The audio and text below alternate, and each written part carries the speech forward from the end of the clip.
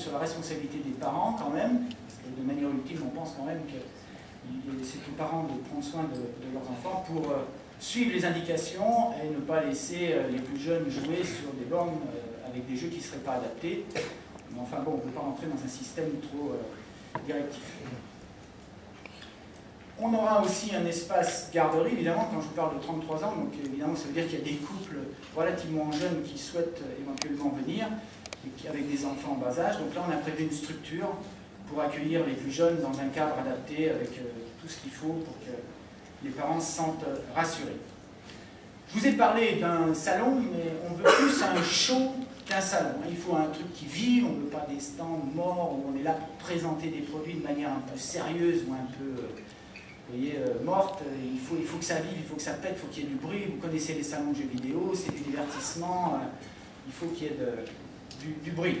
Donc on aura le samedi soir, on est en partenariat avec Énergie, une soirée Energy Master Mix avec DJ, etc. sur la scène principale du salon pour faire vivre de manière un peu rythmée le salon. Alors je vous ai beaucoup parlé d'élargissement, de famille, de femmes, d'enfants, etc. tout le monde, mais évidemment on n'oublie pas le cœur de cible, les fans, les joueurs, évidemment, qui sont au cœur de la proposition et qui évidemment ne sauraient être rejetés. Donc là-dessus, évidemment le salon va les traiter, ainsi que les autres, de manière tout à fait exceptionnelle, puisque pour la première fois, vous aurez plus de 1000 bornes de jeux disponibles. Donc là, en tant que constructeur, on a vraiment fait un effort monumental. C'est quelque chose qui n'est jamais vu. C'est quasiment 2 à 3 fois ce qu'il y a eu sur les salons jusqu'à aujourd'hui. Évidemment, sur les 3 plateformes et réparties de manière équitable, que ce soit sur nos stands ou sur ceux des éditeurs tiers. Et évidemment, c'est le sel, donc c'est toute la profession qui est derrière ce salon, donc avec les avant-premières à tous les niveaux et chez tout le monde. Et ça vous fait rire. Et la première avant-première, c'est ce qui marque un peu un tournant. Je pense que c'est une édition qui marque un tournant, c'est cette nouvelle façon de jouer, donc qui a été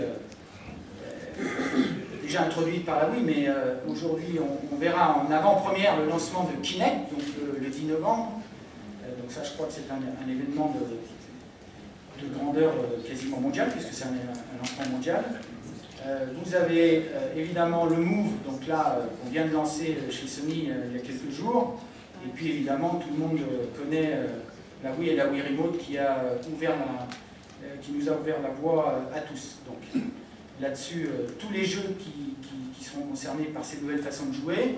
Et puis chez les éditeurs, évidemment, les gros blockbusters, les monstres de cette fin d'année, donc et notamment, donc, si je commence par un des gros Activision avec Call of Duty, vous savez que c'était la plus grosse vente l'année dernière, en tout cas c'est la plus grosse vente sur les consoles de nouvelle génération. Donc le nouvel opus qui sort mi-novembre, donc qui sera visible en avant-première, et puis DJ Hero 2 qui sera également présenté. Donc là c'est juste 2 exemples, on a demandé 2 exemples à chaque éditeur pour vous donner une première indication, mais il y en a plus que ça, vous le trouverez dans le dossier de presse. Chez Namco Bandai, vous aurez le nouveau Naruto 2, et puis Enslaved. Chez Capcom, vous aurez Marvel versus Capcom 3. Chez Disney, donc un nouveau Mickey, Epic Mickey et Tron. Donc je crois que ça sera plutôt en début d'année prochaine. Chez EA, bon, 2 exemples parmi d'autres, donc évidemment le nouveau Need for Speed, et puis l'arrivée des Sims 3, donc fin octobre, juste pendant le salon. Là aussi un événement très marquant. Chez Square Enix, Final Fantasy XIV, là, donc, qui est très attendu. Deus Ex Human Revolution aussi. Chez Microsoft, donc évidemment de quoi nourrir Kinect, avec Kinect Sports, et puis le nouvel opus donc, de Fable 3. Chez Nintendo, Wii Party et la nouvelle édition du Professeur Layton.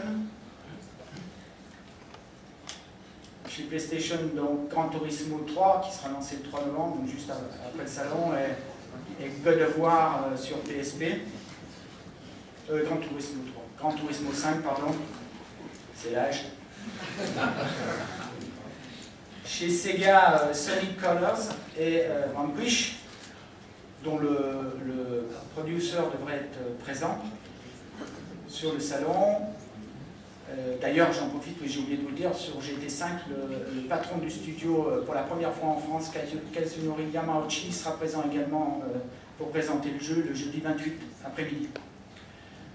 Chez THQ Homefront, et puis UDraw, avec une première application qui s'appelle Dictionary. Chez Trade West, c'est Blaze Blue et Winter Sport 2011. Ubisoft Just Dance 2, Michael Jackson, je crois qu'il y a un petit Assassin's Creed aussi qui traîne. Warner avec Fear 3 et WRC. Voilà, donc vous voyez qu'en matière de contenu, notamment pour les gamers, il y a vraiment du très très lourd et notamment pas mal de jeux qui vont être lancés juste après le salon. Donc une opportunité unique de venir découvrir en avant-première c'est vraiment ces gros blockbusters.